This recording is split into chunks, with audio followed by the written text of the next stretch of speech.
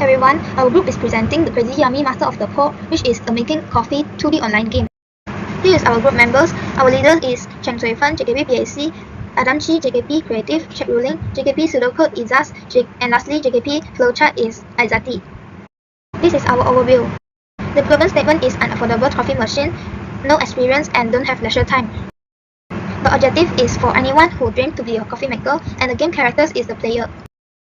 I'm about to present our problem analysis chart for our game. So the PSC has 4 components: given data, processing required results, and solution alternatives. So the given data consists of our game's content, which has the type of coffee ordered and many more. So the required results are the results that is required for the game to run. And yeah, so moving on, the solution alternatives. So the alternative solution for the given data, so it becomes more comprehensible for the code to run.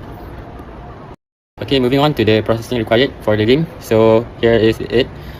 The processing required mostly consists of the coffee recipes, since the game is about making coffees. This is the IPO chart for the game, which the player need to input, enter to start the game, and the name, and serving the customer, preparing the coffee by select the cup and ingredient needed.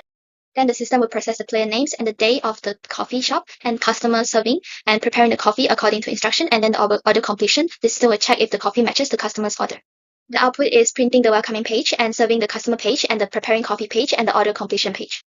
The algorithm of the game will be start declaring the name, day, time, timer, earn, tips, expenses, coffee type, customer patience level, customer ratings, profit, number of coffee, customer order, customer preference, recipe, ingredients added, envelope ingredients. There will be assigning day, tips, earns, number of coffee equal to 0, and time will be 7 o'clock in the morning, and timer will be 60 seconds. Customer order will be either espresso, cappuccino, mocha, americano. Customer preference will be either hot or cold. Ingredients added will be null. Available ingredients will be hot water, cold water, milk, chocolate powder, and iced. And we'll read the name of the play and display the welcoming page.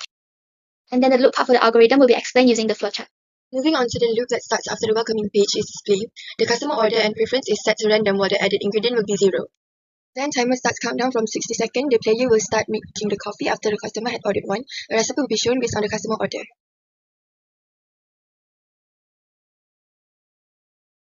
The cup or glass is selected to serve the coffee according to customer preference. For example, glass for cold and cup for hot. Here, player will put added ingredients needed according to the recipe. The player can add multiple ingredients as long as C is not clicked to combine the ingredients into coffee. Then the coffee will be served after ingredients are added and time will stop. Then the coffee made will be classified by the system to check whether it matches the customer's order. Customer patient level will be determined by the time used by player to make the coffee and display. Tips will only be given if customer is happy. Then the earn will be given if coffee made matches the order. The next customer will appear after 5 seconds and the time will add 1 hour for each customer served. Since my team members have gone into the detail of the inputs, outputs, and processes of the code, I will be explaining what happened in the code before and after the loop. Before the loop, we will declare all the variables and assign them with the necessary values if needed. Then, the code will prompt the user to enter their name and immediately starts increasing the day by 1, signaling that the game has started.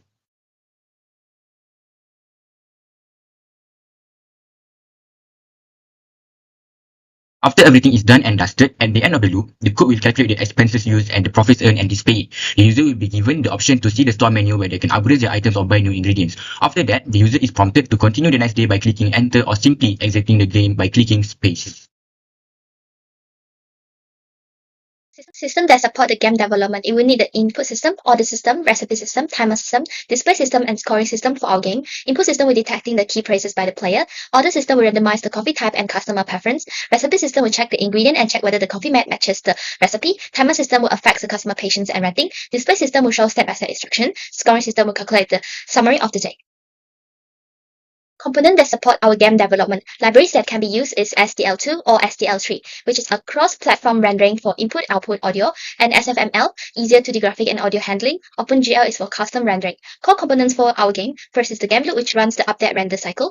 Graphic render, which show the image of the game. Input handler, which detects the player actions. UI user interface, detect the score, coffee orders, and timers. Scripting, which is for the game rules, such as serving coffee before the time runs out.